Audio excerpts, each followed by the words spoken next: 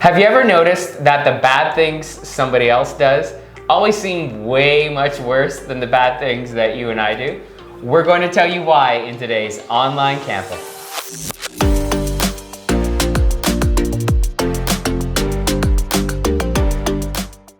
Hey everyone, and welcome to Portico Online. My name is Jesse. I'm the online campus pastor.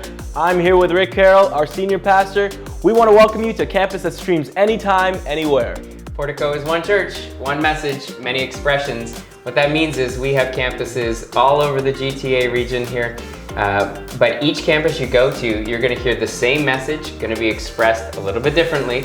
And when you join us on the online campus, you're going to hear again the same message that's at all of our campuses, but here we get right to the point. We give you easy to understand practical applications of what the whole church is studying.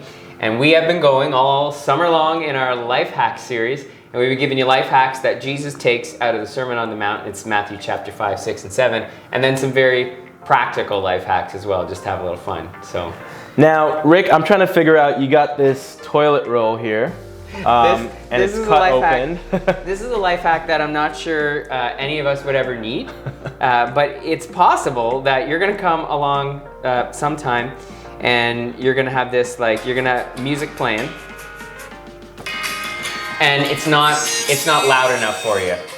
And if you put it in this toilet paper roll with a little cutout, apparently, I think you can hear that. Wow. Okay. It's a boombox. It's a boombox. This is like 1980s on your boombox. If you're ever in a situation where you need a boombox, that's the way to go. Kids, you can try that out at home for sure. You may not want to, but but that is the life hack for today. So. That's awesome.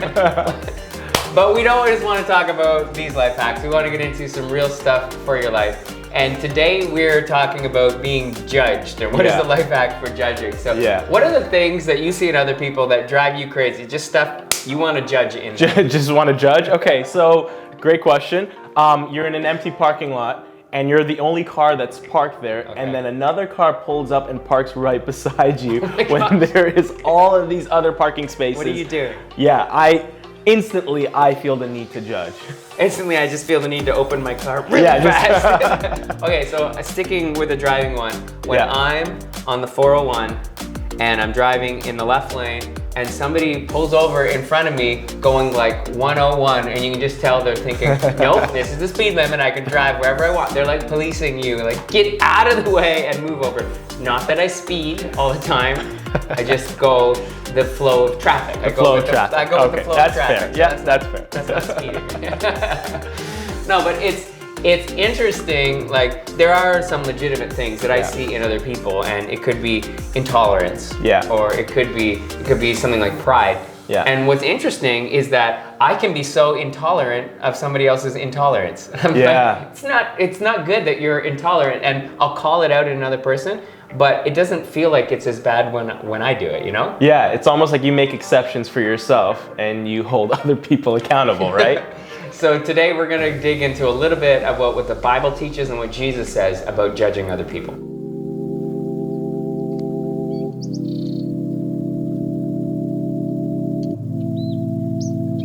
So let me teach you about what the Bible has to say about judging others. Jesus taught that not everyone in the world will be judged in the same way. Some of us are going to be judged very hard, and others of us will kind of get off a little easier and be judged much softer. How hard we will be judged is directly correlated to how hard we judge the people around us. In Matthew chapter 7, verses 1 and 2, here's what Jesus taught. Do not judge others, and you will not be judged. For you will be treated as you treat others. The standard you use in judging is the standard by which you will be judged. Jesus is offering us this amazing gift to not have to be judged for how we live or for the mistakes that we make. But the price of this gift is that then we have to go and do the same for the people around us. If we're ready to jump all over a person when they are rude, when they're insensitive, maybe if they're uneducated about a topic, then God is actually just as ready to hold us to that same standard, calling us to be accountable for every mistake that we might make. And actually, if we understand God's standard, it's ridiculously high. He actually calls us to perfection if we want to judge people.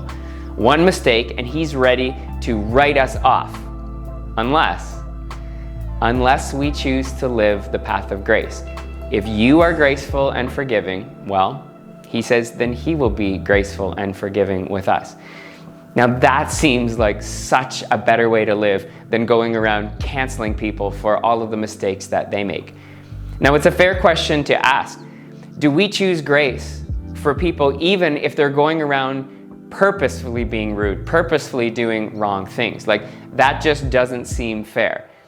I guess a better question to ask is, who appointed us judge over others? Sure, if we're a judge, or if we're somebody's parent, or even if we're somebody's trusted advisor or confidant, then maybe it's our role to step in and bring correction or offer another perspective. But other than that, it's probably better for us to manage our own lives before we get wrapped up in the lives of others. If we continue in that passage we were reading earlier, Matthew 7, go to verses 3 and 4. He says, why worry about the speck in your friend's eye when you have a log in your own? And of course, he's speaking about our faults. And verse 4, he says, how can you think of saying to your friend, let me help you get rid of that speck in your eye, when you can't see past the log in your own eye? And he's saying, the bad things in other people's lives look different when they're in our lives. But time and again, Jesus teaches us to judge ourselves, choose grace for others, and then accept grace from God your Father.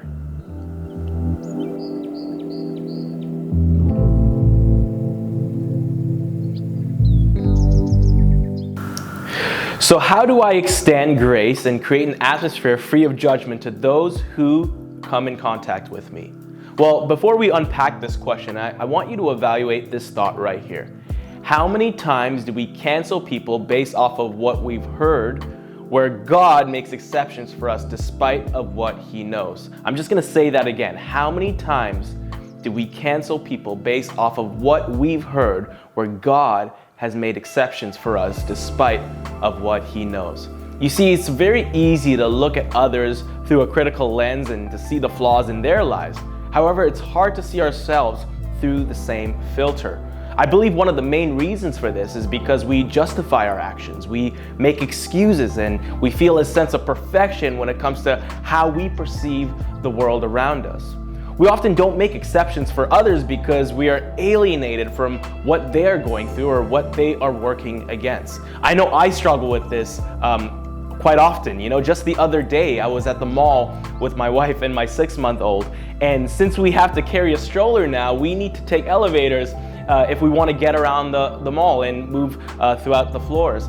But I'm sure some of you who have children can relate to this. But as we were waiting for the elevator to go upstairs, I couldn't help but notice that there were 2 teenagers standing in front of us in line.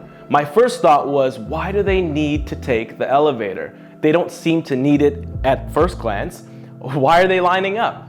It took me a couple of minutes to realize that the primary escalators throughout the mall were out of service, meaning that the only way for them to move throughout different floors of the mall was through the elevator.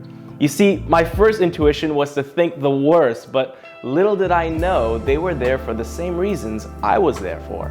It didn't make my reason for taking the elevator less or greater than theirs. You see, we struggle to extend grace to others because we fail to understand that grace is continuously extended towards us. There's a scripture in Colossians 3:13 that goes like this, and I love what it says. It says, make allowance for each other's faults and forgive anyone who offends you. Remember, the Lord forgave you, so you must also forgive others. Perhaps the start to extending grace towards others lies within the fact that God forgave and pardoned us from our wrongdoings. The more we realize the magnitude of our sin that Christ matched with his forgiveness, the more likely we are to stray from judging others and extending grace towards them.